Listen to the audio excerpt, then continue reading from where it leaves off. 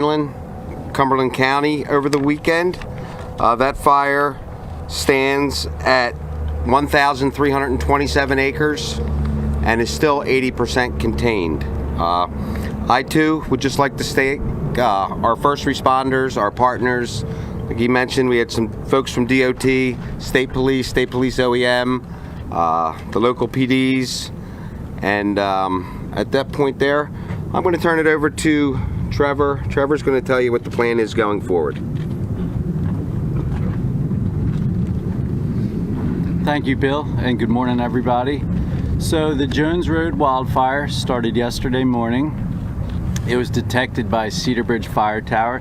The fire observer in Cedar Bridge Fire Tower, when he climbed the tower that morning, he saw the wildfire and reported it at approximately 9:45 yesterday morning. We dispatched resources right off the bat. They arrived on location. The wildfire was about 10 to 20 acres upon arrival, and we had resources there quickly. We dispatched aircraft, and even with a big show of force to contain this fire, it still grew to be a large wildfire. So our initial attack efforts failed because of extreme fire behavior, dry, droughty fuels, spring fire season, windy, low RH, which is relative humidity. So we had difficulty containing it to our initial box where we tried to keep it in to prevent it from spreading. That initial box failed. We went to bigger, more substantial roads. That failed. We eventually went to the Garden State Parkway. It grew out of our reach there and eventually burned to Route 9 and became the fire that we see it is today. So a lot of hard work, a lot of aircraft, a lot of moving parts, a lot of fire trucks out there, and these relationships and these cooperative agencies that we rely on so much. So they're really important to us.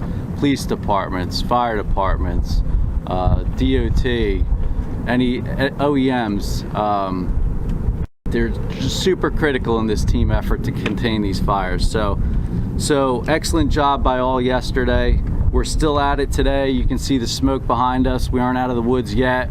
We feel good about this, but we're still working toward it. Going forward, what's our plan? So our plan is to get people back home, get roads reopened, and knock that smoke down. So we're gonna do that through mop up and patrol. We've got approximately 100 firefighters on the fire line today, and they're out there working really hard, squirting out water along the parkway so there's no smoke on that morning commute or evening commute. They're putting out stumps and logs around homes so that there's no smoke and they can open their windows and their homes are safe and they feel safe. We understand the evacuations were very disruptive. We'd like to thank the public for being understanding and patient with us. So thank you to the public. We're going to continue to knock back the smoke, reopen the roads, reduce the traffic. We're continuing damage assessments as we speak. The utility companies are getting back in there. We're working with them to re-energize power lines. All the evacuations have been lifted, and there only remains Route 532, which is Wells Mills Road, closed, and Bryant Road, which is a local forest road, is currently closed. Thank you. Mayor? Again, as you heard officials speak about that Jones Road wildfire, 1,300 homes threatened, 11,500 acres affected, and it's only 30% contained right now. Evacuation orders have been lifted, which is the good part, but we're going to have more coming up on the noon. We now return you to regularly scheduled programming. Afternoon, we received word that one of our senior communities, Pheasant Run, was under a voluntary evacuation. And that leads into some special challenges when you're talking about health care and seniors and issues that could be immediate. That became mandatory evacuation. We set up a makeshift shelter at our community hall at 15 East Lacey Road, but we had no power. We had no cots, we had no nurses, we had no emergency provisions. But for our upper echelons in the county, Sheriff Mastronardi, Mike Fiore, and of course our Board of County Commissioners, we were able to load the seniors up and assist them get on the bus and bring them to a shelter that was very well prepared. And that was at Manchester High School, some 35-minute drive away. And just so people know, as of this morning, I got a report from Sheriff Mastronardi, Ocean County Sheriff, as about an hour ago, not one single family home was damaged. Not one person was injured. There has not been one loss of life as about an hour ago. So there's too many people to thank. Commissioner LaTourette, our 9th Legislative District, Prosecutor Billheimer, everybody working shoulder to shoulder. And you know, last night my phone was blowing up. Every local mayor, township administrator, Deputy Mayor Menashe Miller, Mayor Bacchione of Berkeley Township. Pete, what do you need? Pete, how many firemen can we get down there? And I got a video texted. I thought it was a parade, and it was Lakewood sending a row of emergency vehicles down here in accordance with OEM. Our police and our fire have worked in such tight unison. I am absolutely in awe of them. Again, to report to you that there has been no loss of life with the thousands of acres. Our township, and I'm just the face of our committee on behalf of all of us, with all of these gentlemen and ladies behind me who are very high-ranking officials. I'm extremely grateful to be a small link in that chain and to provide these services to our residents. God is good, folks, and thank you all. And thank you all for this assistance. God bless you all. JCP&L.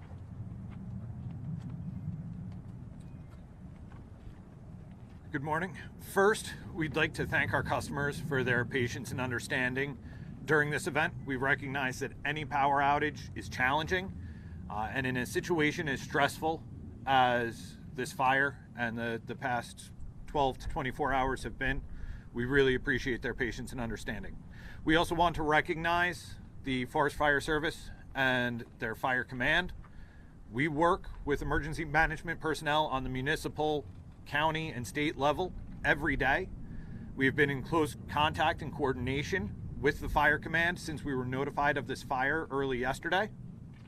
At approximately 6 p.m. yesterday, we did receive a request from the fire command to de-energize all of our lines going in and out of our Oyster Creek substation. This resulted in an outage affecting approximately 25,000 customers. That includes pretty much all of our customers in Barnegat and Ocean Townships, as well as about 3/4 of our customers in Lacey. This morning, we were cleared to begin our damage assessments. Our crews have been out since early this morning surveying our lines, checking our poles, our wires, our devices to see what can handle power, what damage there is. And we will begin the restoration process as those surveys are completed. At this time, we do expect that our customers in Lacey, approximately 6,700 customers, will be restored early this afternoon. Our remaining customers will be restored as those surveys are completed. We have been proactively communicating with our affected customers throughout this process. We continue to do so. We encourage any customers that are affected to follow the updates on the outage map on our website, jcp-l.com. And if they have not already done so, register for our text alert system. They can text REG, R-E-G, to 544-487. We will provide ETR updates, restoration timing updates, via the text alert system. And even if customers are not affected, we encourage them to go ahead and register for that system, as you can report outages via text messages, receive outage updates, even check your bill via text message. Thank you. All right, so we're gonna do questions now. Like I stated earlier, we're gonna start from the left and go to the right. Please raise your hand and we'll go down the line. This is for anyone. You talked about you guys expect the number of acres burned to grow and for this wildfire to be the largest in New Jersey in the past 20 years. Can you just speak to the difficulty of that and what firefighters are facing as the days go on? Sure. So it may be the largest in 20 years based on how we are anticipating the fire movement. I'm sorry. Sorry, I was responding to the questioner. How dare I? Let me respond to the cameras. So as I had mentioned before, We are anticipating the fire to grow from beyond the current estimate of 11,500 acres at 30% containment. And that is because this is still a very active fire. And there are burnout operations that are ongoing. Trevor could step up and explain that a bit more to you. But as we continue to get this under full control, the expectation is that that number of acres will grow, and grow in a place that is unpopulated, that is more open wilderness. But in order to fully contain the fire, more burnout operations are necessary, and that will likely increase the overall acreage. Trevor, do you have anything to add? No, you got it. Commissioner. I want to follow the rules and go this way.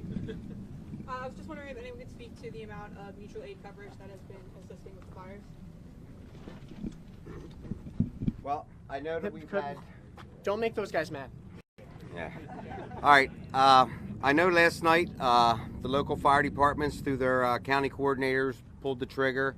And there were fire departments here from Gloucester County, Camden County, Burlington County, obviously all of Ocean County, and Monmouth County. So those folks provided mutual aid to the local fire departments, and their equipment was utilized to either fill our trucks with water, or we had them in places where homes were threatened, and their job was to be there and protect them homes, so in the event something did go wrong, they were there to deal with it. So the exact number, I would say it was hundreds of fire trucks, without a doubt, here. Everywhere you look, there were resources from counties throughout southern New Jersey.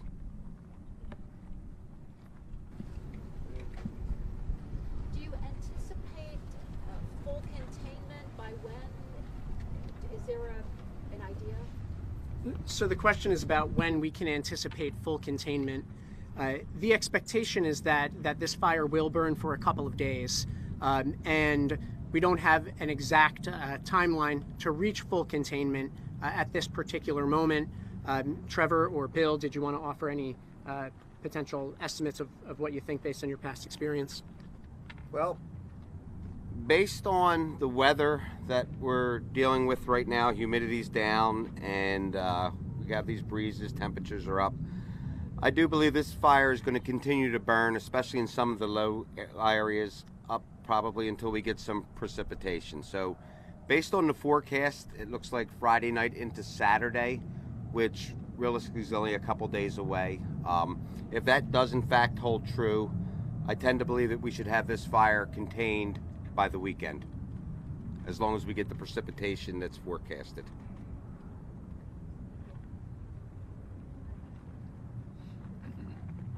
Jimmy, do you want to say, I think we might have skipped someone? Yep, right here. Yep. I was just wondering, I said there was one commercial structure, I believe it was burned. I noticed in photos yesterday that there was a factory or a warehouse or something that has emergency equipment for fire departments. Is that the structure that was burned? No.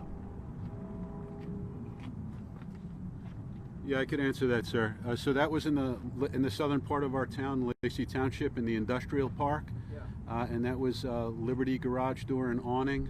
It's completely destroyed. It's on Old Shore Road. So I surveyed that damage with our administrator, Lorray, this morning. But thankfully there were no injuries. And as I said earlier, correctly, none of the single-family homes were destroyed. So we had zero loss of single-family structures. And we have a lot of timber structures, very few brick structures in our township. So we were very fortunate. But that down there in that part of the industrial park, the fire came right up to the back of the industrial park, and it took out that building. It was the emergency equipment building? No, it was Liberty garage door and awning. Oh, okay. So that's gone now. So it's very unfortunate because it was a great business. But does that answer your question, sir? Yes, thank you. Thank you so much.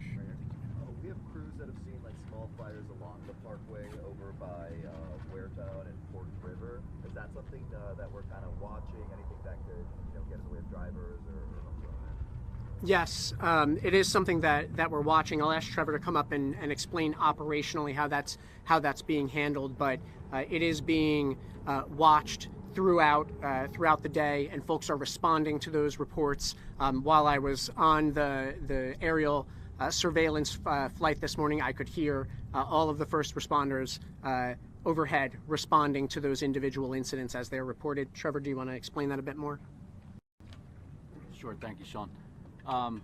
So yes, we are mopping up along the parkway. So what that means, there's lots of embers, lots of trees on fire that might have been dead in the past, so they might be more on fire than others.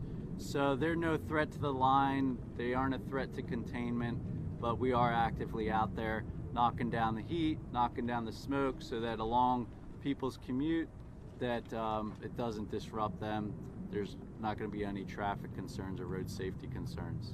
You talked about several failed measures in the beginning when the fire first started. How unusual is it for that to happen over and over again? And is that directly attributed to the weather and the conditions we saw yesterday? So this fire, it was a dangerous wildfire moving quickly. It's pretty extreme conditions right now. Spring fire season, April 20th is about the peak of spring fire season. And here we are at the 22nd, it started, today's the 23rd. We're right at the peak. It doesn't get any worse than this date in history in New Jersey. So that, coupled with the drought, coupled with the low humidity, winds, nice sunny weather, it just made for a difficult firefight. Commissioner, there's been some criticism from members of the community about what they say is insufficient information. How are you all informing the community as to what was going on, and why are we just having a news conference now? So I want to just backtrack a bit to Trevor's explanation of this fire. This fire was incredibly dangerous, and particularly in the late afternoon and into evening hours last night. It would have been a mistake to invite the press into that environment, and our focus needed to be, in order to save lives and property, on the immediate response, in coordination with the County of Ocean, in coordination with OEM, and through our outreach channels as well.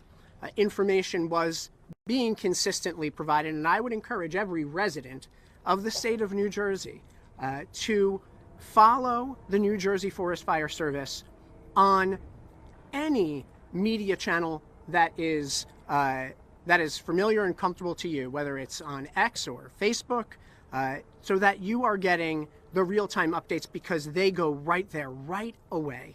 But no, a media briefing was not offered last night. It frankly wasn't safe for us to bring folks into that area. And to relate back to Trevor's point about the behavior of the fire, its heat and its activity, this being peak wildfire season, as the Forest Fire Service plans its approach to containment and to suppression, there's a strategy of, can we stop the fire at this location, and if that is unsuccessful because of the fire's behavior, we adjust course so as to contain it at another location. Would be the way to describe it. Sometimes that's in accordance with fire breaks that exist. Sometimes that's in accordance with roadways or water bodies that provide a natural fire break.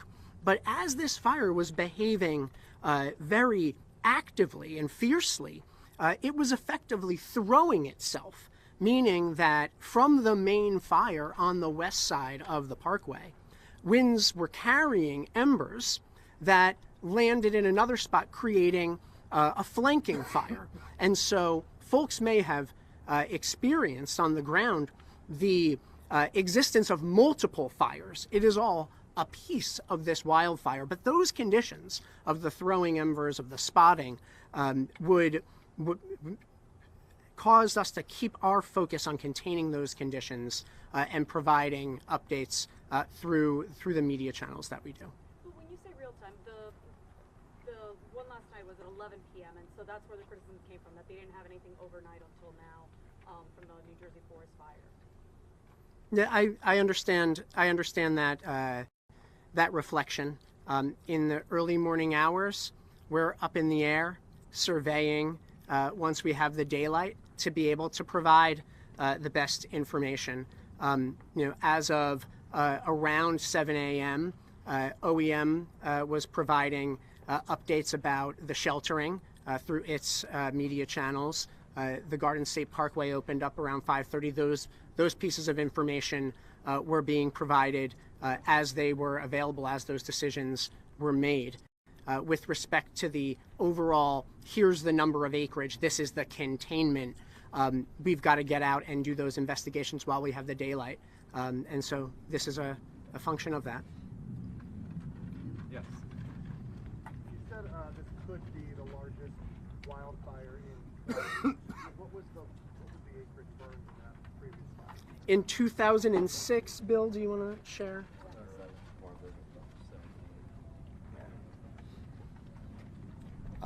Right here, the area we're standing in, 2007, we had a 17,000 acre wildfire that came across 539 as a result of a military exercise. And that fire went from 539, actually from the bombing range down there, if anybody's familiar with that, all the way to the Parkway and down to Route 72. So that there was a 17,000 acre fire that occurred 19 years ago. So if this one isn't the next 20 years, it's probably the 18 years. Trish? We know from previous reporting that this areas like this can be particularly challenging because they're heavily wooded but also heavily populated.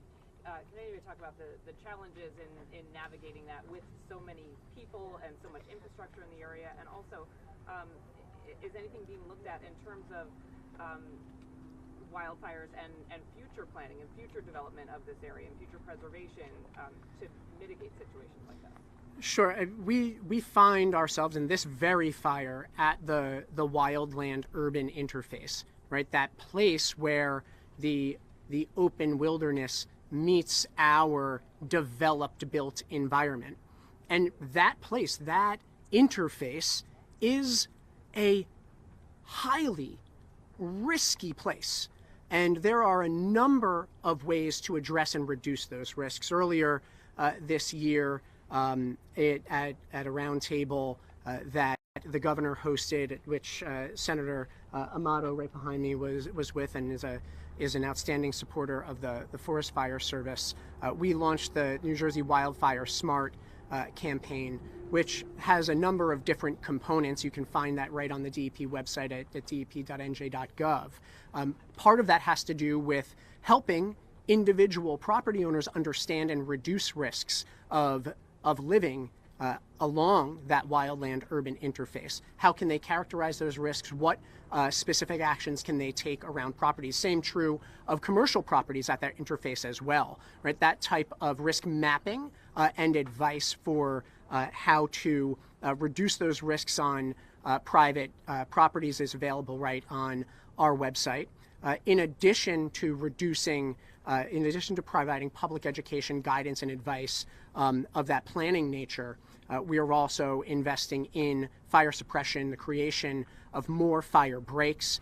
There are a couple of very recent projects to reduce those risks that the Forest Fire Service and our Division of Forestry have completed that we could certainly talk more about.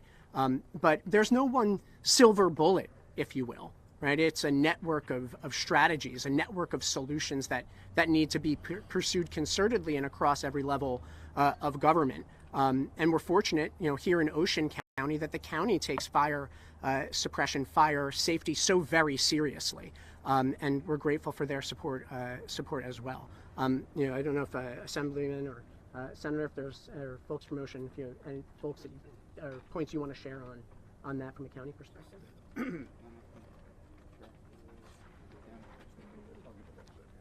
The Sheriff's Department is assisting our local agencies providing patrol and traffic functions and coordinating with state OEM. Our OEM is also coordinating with our sister agencies and doing whatever's provided. We are putting out equipment, all the equipment that's necessary that we're able to provide, and asking the state for their resources as well. But everything is coming together nicely.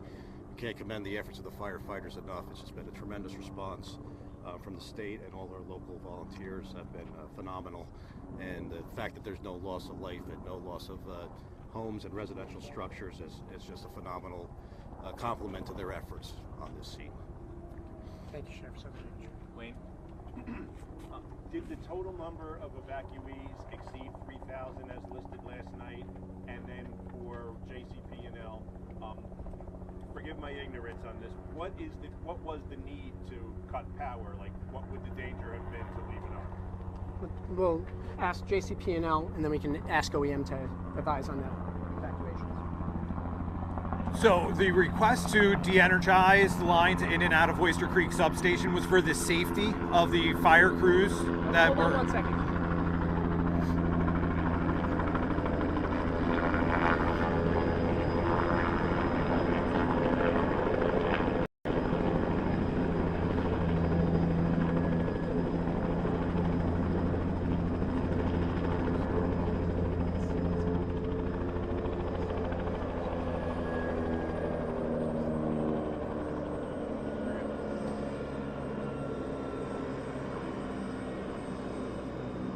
Noise level okay? All right. So the request to de-energize those lines in and out of Oyster Creek substation was for the safety of the fire crews on the ground. Those are high voltage lines that go in and out of that substation. So we went ahead and de-energized those. That also meant then that the feed from Oyster Creek to substations in Lacey and Waretown was cut, and those substations didn't have power as a result. Safety is a top priority for us, so this restoration process and the timing of restorations are built entirely around safety. We need to make sure our system is safe. We need to make sure that even once our system is safe, the area that we are re-energizing is safe, that we are not putting fire crews at risk, we are not putting our crews at risk, we are not putting the general public at risk by energizing the lines. At risk of what? A live wire falling on them, basically? Live wire coming down, just that electricity is a very dangerous, object. The high voltage lines have a clearance field around them. So just making sure that all clearances were safe, that everybody's able to operate and do everything they need to do to prioritize the suppression of the fire and not have to worry about the lines that are there. And the total number of evacuees, anyone? Yeah, so right now, between Lacey Township and Ocean Township, Waretown, the total number of evacuees is approximately 5,000 people. So as soon as things are under control, we're going to transition those folks back safely to their home. We'll have transportation provisions made for them. And the situation is we are continuing to communicate with our people. I would caution our people, our residents, within earshot of my voice, our voices, and eyeshot of our faces. Follow the directions of your OEM and your police, and not the social media rumors, because that oftentimes causes confusion. I have had some internet issues at Town Hall. We are working on preparing a statement that will be posted as soon as possible. I'm going to credit also our chief of police. In every storm event or any event like this, do due diligence as town father to call the infirm, call the immobile, call seniors that need help. We've done that. And I know some of our officers have even gone door to door. So again, for the DEP, the 9th District, our commissioners here in Ocean County, I appreciate the help. We can't do it alone in our zip codes, and just very grateful to everyone here. Thank you. Yes, sir. Yes, this is for the commissioner. Can you discuss the risk profile right now? I know an hour or two ago there were these big walls of smoke clouds hovering over neighborhoods. It looked like it was a mile or two from many neighborhoods. Folks were a little rattled by that. What's the risk profile right now? And then B, what exactly are you doing at this moment on the ground? Sure. I'll invite Bill and Trevor up to talk through some of the operational perspectives so that you can understand what those considerations are, the backfiring operations that are going on, the suppression activities as we get reports of concern like what you're talking about. At about 9:45, the administrator of our Forest Fire and Forestry Service, Greg McLaughlin, and I took a surveillance flight.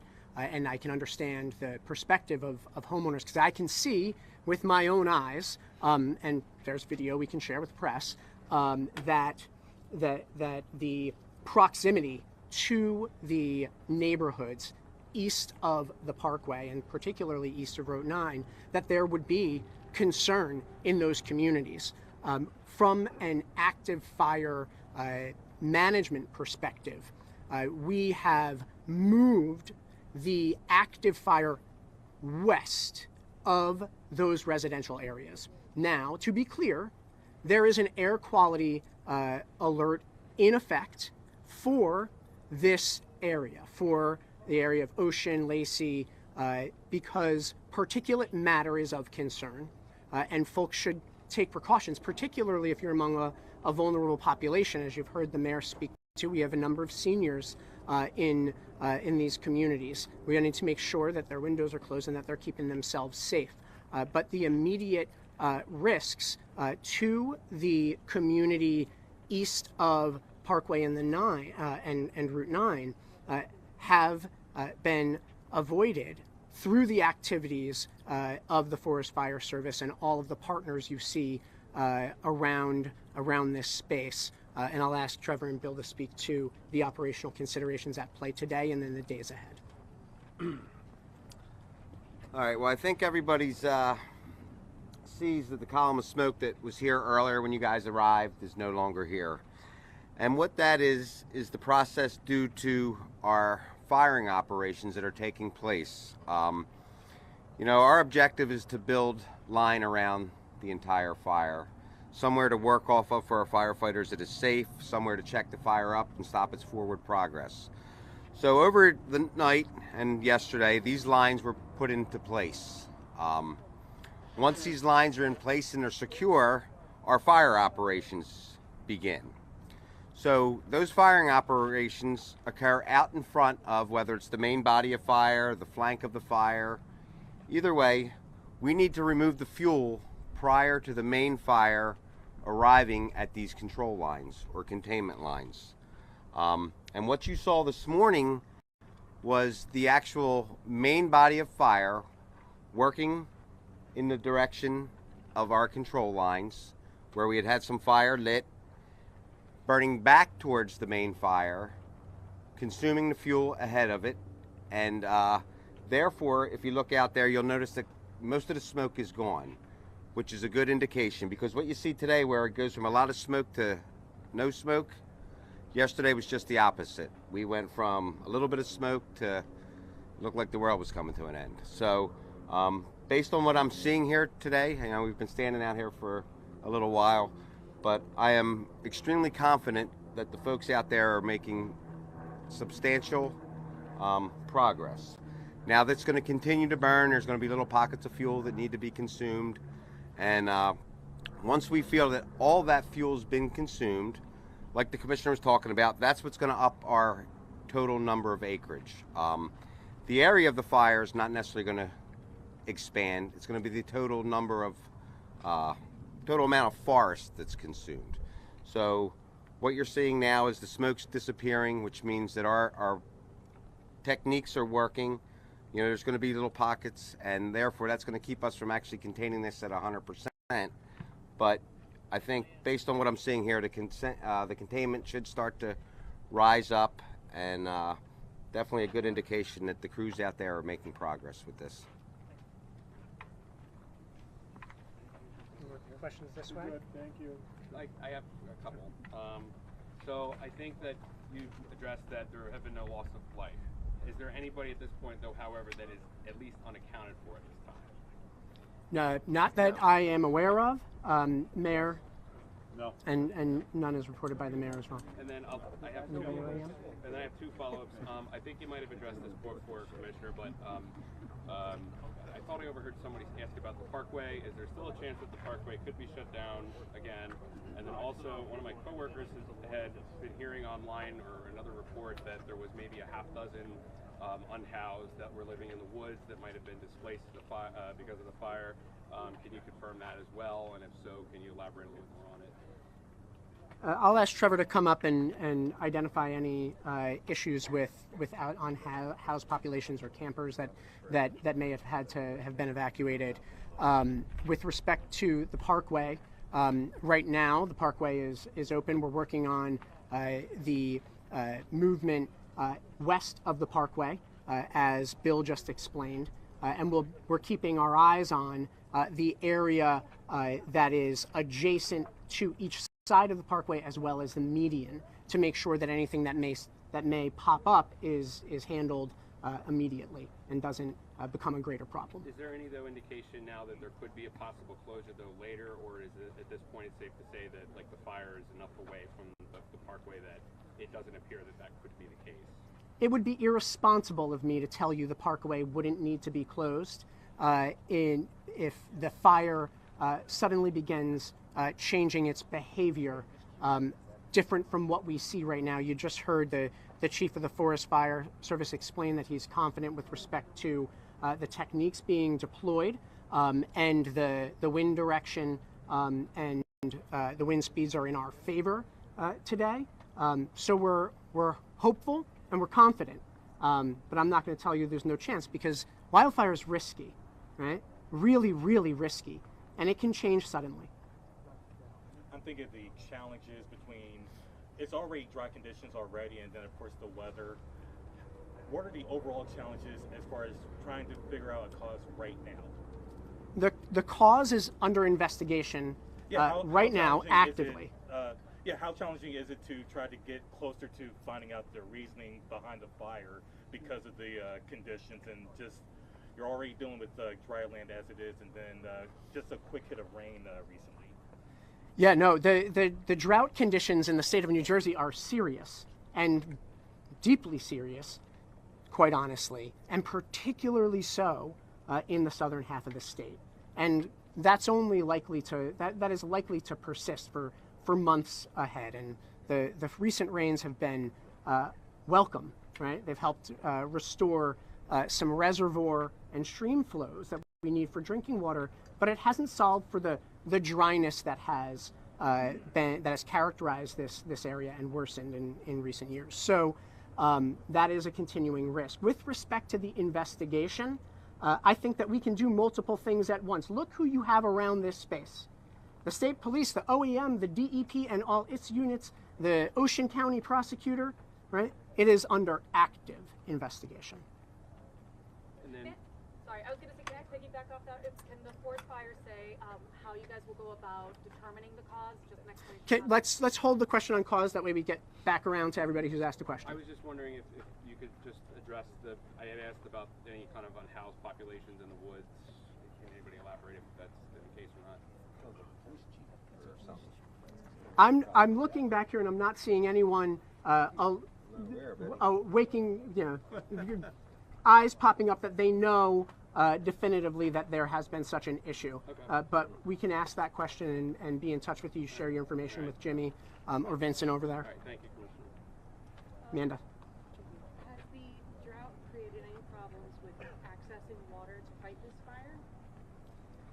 So, with respect to the aerial suppression, we can have Bill and Trevor explain how that would work. It's not as though we're tapping into drinking water lines in every instance to suppress fire, particularly on the wildland side. You've heard the chief explain how we are fighting fire with fire to consume fuels in that context. Certainly, the tapping of hydrants by all of our volunteers and contributors to this effort overnight, particularly to provide structural protection. That does tax the water systems, but thankfully we have seen some rebound in stream flows. If you go over to our drought website, you'll see that there's been some rebound, but we are still in a drought warning status in the state of New Jersey. Thank you guys. It just in terms of. But let me. Oh, you didn't ask a question yet. I'm sorry. Right, and smoke and air quality. Do you anticipate it affecting other parts of the state, or going north or going south? So I think the best way to answer that question in the moment would say, at this moment, what we're seeing northerly winds, right? And so the best way to anticipate whether it might affect you would be to go to, if you've got a smartphone, go to the App Store and go to Air Now and download that app, and you will be able to see real-time trajectories of wildfire smoke as it may change throughout the course of this burnout operation, which will be lengthy. But right now, the air quality action alert is for this area of Southern Ocean County. I do have a question. In terms of this air quality alert, I mean, there are some health concerns, especially to people who already have a hard time breathing. What precautions are you encouraging those people to take? Yes, so I would, first of all, encourage folks to go to dp.nj.gov, and you will see a link right there to the air quality recommendations for individuals. Ocean County has also put out information to help guide its residents through all its local channels. These can be simple things about keeping the air in your car recycling as opposed to drawing in outdoor air, keeping your windows closed, not spending unnecessary time outdoors if you are particularly vulnerable, if you do have underlying pulmonary and respiratory conditions, seniors, young children, of course, as well. All of that information is available from both the County Health Department and the DEP. Thank you. And then I just wanted to ask Chief Donnelly if he can explain how you go about determining the cause of the fire and if you have a potential cause as of now. Well, as of right now, the investigation was set to start taking place here probably sometime around lunchtime. One of the things about Ocean County, it's a fantastic town, or county, I guess you would say, to actually do wildland fire investigation. Between cooperation between the local PDs, the county fire marshal's office, the prosecutor's office, and the Forest Fire Service, we have a wildland fire investigation task force. And those folks are well versed in investigating wildfires. So what they will determine is the area that the fire started. They will continue on to find the origin of why the fire started, the cause, and then depending on what that cause is will depend on how this is handled. But I'm very confident that they will come up with some sort of a determination, and once that determination is made and all their I's are dotted and their T's are crossed, we will make that information available to you. But as of right now, like I said, sometime around lunchtime, I know this task force was gathering up and going to make their way out there. You got to understand, a lot going on out there. There's a lot of moving parts, a lot of smoke, a lot of fire, things like that. So the cause of the fire is probably not going anywhere. These guys will be able to go in and determine it. But again, it's typically a hostile environment in the area where fire started and getting into where the fire actually originated. So that will be, they're in the process of doing that right now. So. Do they start where the fire originated, or how do they determine out of that? Well, they will determine that based on where the fire came from, right? They'll use basically their fire behavior education, determine how the fire behaved, and then track it back where the fire came from based on some indicators and things like that. That'll allow them to see where the fire came from and where it actually originated. Can you confirm, though, whether there's an investigation as to if it was like an unattended campfire or something like I want to be clear about one thing. You are asking questions of multiple law enforcement officials, and under absolutely no circumstances will we tell you the details of an ongoing investigation. So, but stay tuned. We do investigate, and we figure out what happened, and we take action if such action is warranted. All right. I think we're good. I'll take sideline questions from anybody who may need them. What are you looking for, buddy?